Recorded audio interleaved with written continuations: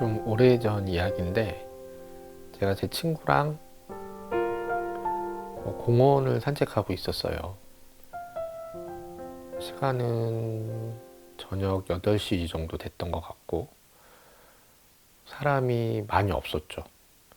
그래서 식사 후에 소화도 시킬 겸 이제 산책을 하는 거였어요. 공원 한 바퀴 돌자고 해서 같이 갔는데 한 반 정도 지났을 때 이 친구가 갑자기 이제 그만 가자는 거예요. 그래서 아니 왜 더 가야지라고 물어봤더니 저기 앞에 특이한 모자를 쓴 사람 3명이 앉아서 우리를 보고 있다라는 거예요. 그래서 거기를 봤더니 제 눈에는 아무도 없는 거예요. 그래서 저기 누가 있다고 그래. 그런데 아니야, 누가 있어 하면서 황급히 가버리더라고요. 저를 놔두고. 굉장히 무서웠죠. 아니, 아무도 없는데 저 친구는 진짜 있는 것처럼 막 도망가니까. 처음에 장난인 줄 알았어요. 근데 그 친구랑 같이 어디를 가면 이런 일들이 자주는 아닌데 몇 번씩 꼭 같이 겪게 되더라고요. 그러니까 뭐 길을 가다가 공중전화 박스 옆을 지나는데 아무도 없었어요. 공중전화 안에. 근데 그 친구가 저기 안에 저 사람 왜 저러고 있을까라고 공중전화 안을 가리키는 거예요. 저기 누가 있어? 아무도 없는데. 근데 그 친구가 아니야, 분명히 있어. 그런데 지금은 없네? 라고 그렇게 얘기하는 거예요. 그러니까 굉장히 무섭죠, 저는. 아, 왜 이럴까, 애가. 이렇게 했는데 근데 그 친구 말고도 상담을 하다 보니까 약간 그 친구 같은 그런 체험을 자기가 했다라고 얘기하러 오시는 분들이 10명 중에 한두 명은 계시는 거예요. 아, 그래서 이게 되게 일반적이지 않은 일은 아니구나. 그 의외로 많은 사람들이 이런 일들을 겪는구나라고 생각을 하게 됐죠. 이런 분들의 공통점이 이제 이런 것만 보고 들리는 게 아니라 내가 꿈에서 어떤 누구가 내 친구 중에 누가 다치는 꿈을 꾸면 혹 얼마 있다가 그 친구가 다친다든지 그런 예지몽을 잘 꾸고 우리가 흔히 촉이라고 하잖아요. 그런 촉들이 평소에 굉장히 잘 맞는다라는 특징이 있어요. 이런 분들의 특징이. 이런 분들이 일상생활을 할 때 이런 것들을 굉장히 친한 친구나 이제 이렇게 가까운 사람들끼리만 공유를 하면 괜찮은데 말하지 않아야 될 상황에서 자기도 모르게 내가 지금 보고 들리는 거를 말을 하게 되는 경우가 있어요. 그래서 어떤 친구는 고등학생인데 저희가 학교에서 자기도 모르게 이런 것들을 말을 한 거예요. 뭐가 보이고 뭐가 있고 심지어는 상대방 그 친구 또 다른 친구의 너 앞으로 커서 이런 게 될 거야 이제 마치 예언을 하는 거죠. 이렇게 했다가 이제 학교에서 따돌림을 당하고 저희가 이제 힘들게 생활을 했다라고 이제 얘기를 했던 친구도 있어요. 제가 상담하시는 분 중에 한 분은 사람의 오라를 보는 분이 계세요. 오라. 뒤에 이제 그 사람만의 어떤 색채가 막 이렇게 있다라는 거죠. 사람마다. 그래서 어떤 사람은 연두색이고 어떤 사람은 노란색이고 이런 이야기를 해주세요. 그럼 저는 너무나 이제 그런 이야기를 재밌게 듣죠. 흥미롭게 듣는데 내가 보고 싶지 않을 때는 안 볼 수 있어야 되는데 그게 컨트롤이 안 된다라는 거예요. 그리고 내 일상에 이렇게 방해가 될 정도로 이제 그런 것들이 느껴지니까 되게 힘든 거죠. 자기만의 그런 체험이면 또 괜찮은데 자기가 이런 사실들을 꼭 숨기고 있다가 결혼을 했는데 아이가 또 자기랑 똑같이 엄마 저기에 뭐가 있어 막 이렇게 얘기를 하는 거예요. 그러면 더 큰 절망에 빠지는 거죠. 이게 사회생활을 제대로 할 수 있을까? 그리고 이게 큰 병이라서 내가 어떻게 이거를 나아야 되나라는 그런 고민에 빠지기도 하고 이게 잠깐 잘못 나가면 이제 혹시 내가 이런 거 신내림을 받는 게 아닐까 내가 그런 구술을 해야 되거나 천도제를 지내야 되는 게 아닌가 그래서 그런 것들을 통해서 이게 어떤 식으로든지 해소가 되면 또 괜찮은데 그런 걸 빌미로 해서 큰 돈을 이제 쓴다든지 아니면 정말 일상에 크게 이제 지장이 될 만큼의 어떤 그런 환경에 놓이게 되는 분들도 계시더라는 거죠. 이런 분들을 상담할 때 꼭 이제 해주는 말이 이렇게 뭔가를 남들이 보지 못하는 거를 보고 듣는 것도 하나의 재능이 될 수 있다라고 얘기를 해드려요. 저는 이제 그 재능을 영적 재능이라고 표현을 하는데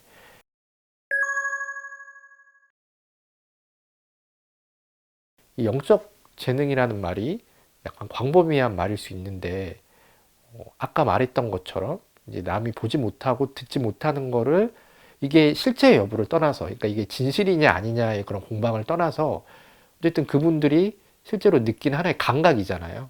그래서 그런 것들을 느끼는 감각 역시 저는 영적인 감수성을 기반으로 하고 있는 영적 재능의 한 분야라고 생각을 하거든요.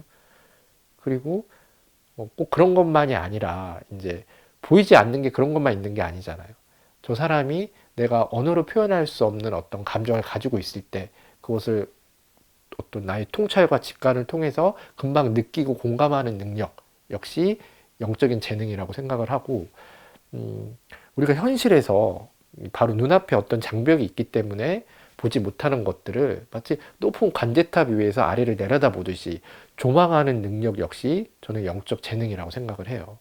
그래서 내가 이성적으로 알 수 없고 판단할 수 없는 것들을 느끼고 알 수 있게 해주는 힘, 약간 포괄적으로 얘기하면 그런 것들을 영적 재능이라고 정의 내리고 싶은데, 그 중에서 약간 안 좋은 케이스지만 이제 그렇게 뭔가 보지 못하고 들리지 않는 것들을 부정적인 모습으로 자꾸 보고 듣게 되는 것도 이 재능이 표출되는 하나의 방식이라고 말씀을 드려요. 우리가 어떤 그 재능이라고 하면 각자만의 그런 재능을 가지고 태어나잖아요. 뭐 어떤 사람은 음악적인 재능을 가지고 태어나고, 어떤 사람은 운동에 큰 재능을 가지고 태어나고, 공부를 잘하게 태어나고, 각자가 가지고 있는 재능이 모두 다른데, 이 영적 재능은 그런 개별적인 재능 가장 아래에서 우리가 모두 공유할 수 있는, 우리가 모두 같이 가지고 태어나는 재능이라고 저는 생각하거든요. 그래서 그 어떤 사람도 영적 재능을 가지고 태어나지 않은 사람은 없어요. 그렇기 때문에 타인에 대해서 공감할 수 있고, 이해할 수 있고, 그리고 사랑할 수 있는 거라고 생각하거든요. 그리고 이런 영적 재능이 좀 더 잘 다듬어지면 그게 영적 지능이라고 하는 좀 더 우리의 본질에 대한 질문을 얻어낼 수 있고, 삶을 통찰할 수 있고, 뭐 즐거움이나 행복, 죽음과 같은 우리가 이성적으로 이해하기 힘든 것들을 좀 더 잘 설명하고 이해할 수 있는 그런 실천적인 어떤 힘으로 진화해 가는 거죠. 그렇게.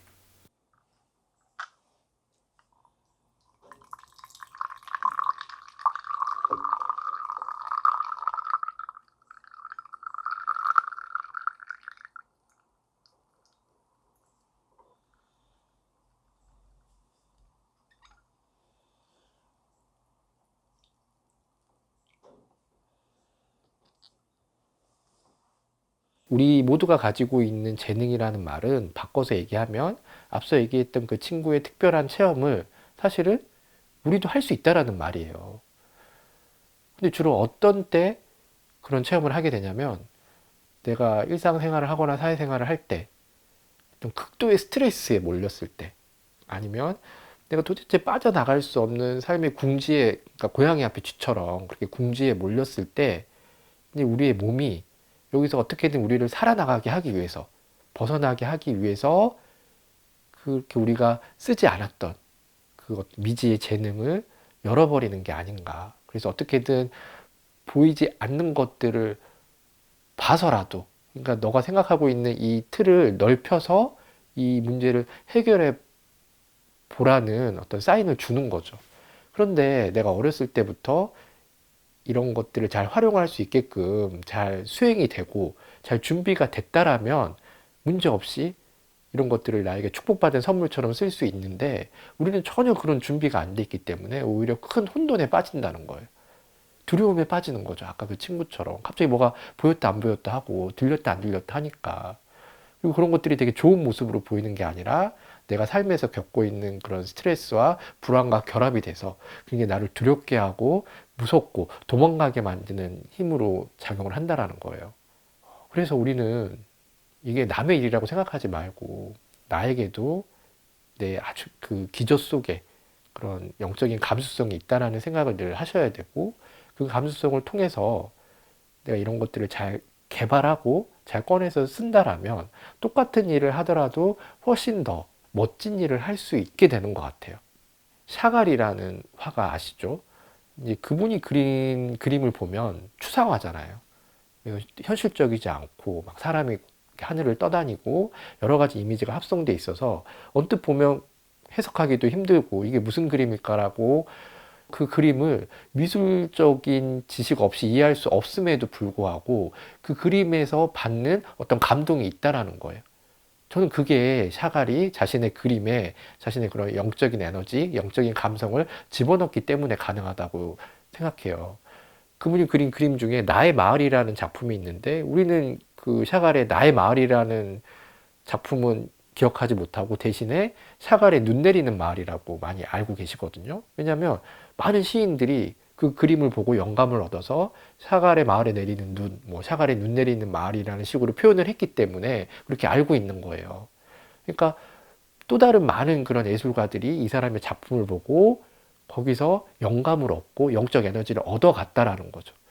그렇게 내가 어떤 나의 결과물에 나의 영적인 감성을 투사할 수 있다라면 그거는 정말 남다른 작품이 돼요.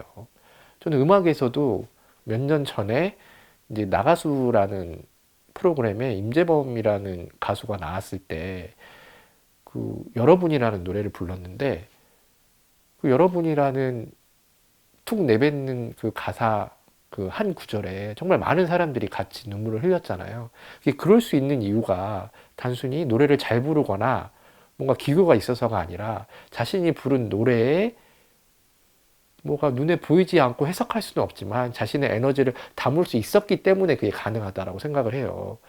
왜냐면 그 노래를 불렀던 그 당시에 그 임재범 선생님 같은 경우에 뭐 난방을 할 수 없을 정도의 생활고에 시달리고 있었고 부인은 암투병 중이었고 본인 역시 아주 극심한 우울증에 시달렸다라고 스스로 고백을 하셨거든요.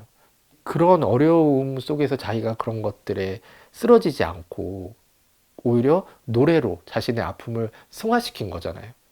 그러니까 내 감정을 내 작품에 투사시킬 수 있는 그런 힘, 그거 자체도 어떻게 보면 영적인 재능이 되는 거죠. 꼭 그런 그림이나 뭐 음악이 아니더라도 내가 하고 있는 그 어떤 일에 나의 그런 영적인 감수성을 잘 투사할 수 있다라면, 그러니까 영적인 감수성을 투사한다라는 건 내가 가지고 있는 뭐 이런 감성, 감정적인 뭐 슬픔들, 기쁨들 이런 것들을 눈에 보이는 어떤 대상 속에 집어 넣을 수 있는 능력이라는 거예요. 집어 넣을 수 있는 재능이라는 거죠. 이 재능을 우리 모두가 다 사실은 가지고 있고 이런 것들을 잘 투사하려고 노력을 했을 때 이제 굉장히 남다른 결과물들이 나온다라는 얘기예요. 이런 얘기를 하는 이유는 내가 이제 그렇게 자꾸 뭔가 보이고 들렸을 때 내가 몸이 아파서 자꾸 헛게 보이고 헛게 들리는구나라고 스스로 느끼는 그런 감각 자체를 폄하하지 말고 내가 지금 너무 힘들어서 아니면 내가 너무 열심히 노력하고 있어서 내 마음 깊은 곳에 있었던 내 안에 깊은 곳에 있었던 그런 영적인 에너지가 나를 돕기 위해서 그 모습을 드러내고 있구나, 봉인된 그 문을 열고 있구나라고 생각을 하는 게 맞다라는 거죠. 왜냐면 그렇게 생각을 해야만이 내가 그런 힘들, 그런 감각을 내가 하고 있는 또 다른 일, 그리고 내 일상에 제대로 쓸 수 있거든요. 그래서 그 오라를 보신다는 그 분도 처음에는 자신의 그런 감각을 자꾸 숨기려고만 하다가 나중에는 자신이 보는 그런 색채를 그림에 한번 적용을 해본 거예요. 그러니까 그분은 남들이랑 세상을 다르게 보니까 어떤 사람은 노랗게 보이고 어떤 사람은 파랗게 보이니까 그런 것들을 자기가 그리는 그림에 적용을 시키니까 정말 새로운 관점의 그림이 되더라는 거죠. 그래서 그 작품 그 자체로 남들과 다른 그런 성과물을 내는 그런 사람이 되셨어요.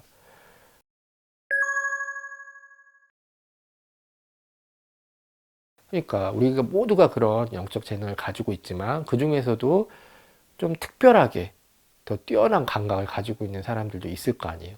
이제 그런 사람들은 내가 특별한 삶의 고난이 없어도 태어날 때부터 그런 감각을 가지고 태어났기 때문에 이제 더 예민하게 세상을 느끼고 정말 이제 더 높은 관제탑에서 아래를 내려다보는 것처럼 남들이 보지 못하는 더 많은 것들을 스스로 느끼게 되는 거죠.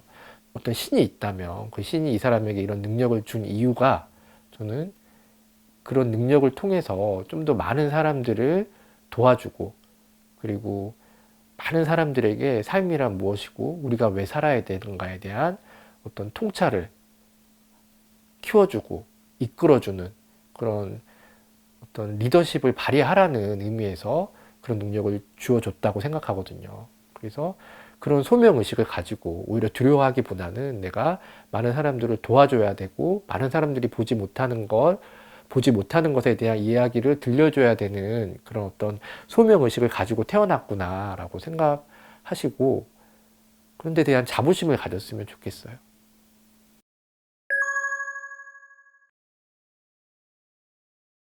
그래서 이제 그런 분들이 계시기 때문에 우리가 죽음 뒤에 그 보이지 않는 세계에 대한 두려움을 그분들의 그런 이야기를 통해서 좀 더 무조건 두려운 게 아니구나. 우리가 이 삶을 열심히 산다면 이 죽음 이후의 삶도 또 우리를 더 행복하게 해줄 수 있구나라고 또 다른 해석을 할 수 있고 그리고 우리가 태어난 이 삶 이전의 삶에 대해서도 그런 분들의 어떤 통찰과 거시적인 시각을 통해서 또 다른 이제 깨우침을 갖게 될 수 있는 거잖아요. 그래서 정말 삶에 산적한 그런데 이성적으로는 해결할 수 없는 해석할 수 없는 많은 일들을 그분들의 그런 통찰과 위에서 아래를 내려다보는 그분들의 직관을 통해서 우리가 도움을 받고 해결할 수 있는 실마리를 찾을 수 있는 것 같아요. 그래서 그런 대단한 일을 하기 위해서 어떻게 보면 내가 이런 남들과 다른 능력을 가지고 태어났다라는 생각을 하시고 그런 내 능력에 대한 자부심 그리고 이것들을 잘 키워 나가야 된다라는 그런 의식을 가질 수 있었으면 좋겠어요.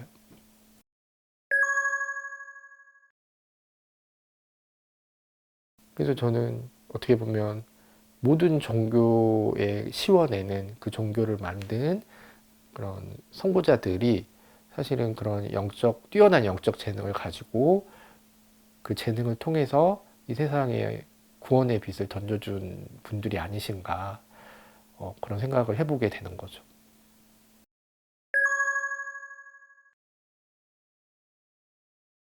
사람이 가지고 있는 재능은 내가 그것을 잘 발현했을 때는 무엇보다도 나를 성장시키는 좋은 힘이 되지만 내가 가지고 있는 재능을 발견해 주지 못하잖아요. 그래서 그거를 쓰지 않으면 이게 나중에는 오히려 나를 공격하고 나를 힘들게 하는 부정적인 에너지로 돌아오는 것 같아요. 마치 그 알라딘의 램프 보면은 처음에는 이 알라딘의 램프 속에 있는 지니가 누구든지 나를 구해주면 내가 그 사람의 모든 소원을 들어주겠다라고 하지만 시간이 계속 흘러서 아무도 나를 이렇게 구해주지 않으니까 나중에는 누구든지 나를 여기서 꺼내주는 사람이 있으면 내가 그 사람을 죽이겠다라고 원한을 갖게 되죠.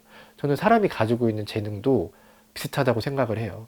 내가 이것을 적절한 시기에 꺼내서 잘 쓰면은 마치 내가 진이를 만난 것처럼 내 삶을 아주 잘 성장시켜 줄 수 있지만 반대로 내가 이걸 발견해 주지 못하고 쓰지 않으면 오히려 이 재능이 뭔가 모를 내 삶을 뭔가 더 있을 텐데라는 여운이 남게 하고 뭔가 불안하게 하고 어렵게 하는 그런 식의 그런 좀 부정적인 에너지로 나에게 뭔가 계속 신호를 주는 건 아닐까라고 생각을 해보는 거죠.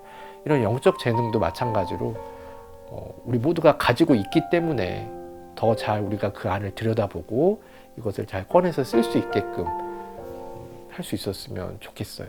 그래서 너무 두려워하지 마시고 너무 걱정하지 마시고 너무 이것을 누르려고만 하지 말고 내가 그것을 잘 좋은 데 쓸 수 있고 내가 하고 있는 일에 잘 융합해서 썼을 때 훨씬 더 뛰어난 결과물을 낼 수 있다는 확신을 가지시고 잘 스스로 컨트롤할 수 있는 그런 계기로 삼을 수 있었으면 좋겠습니다.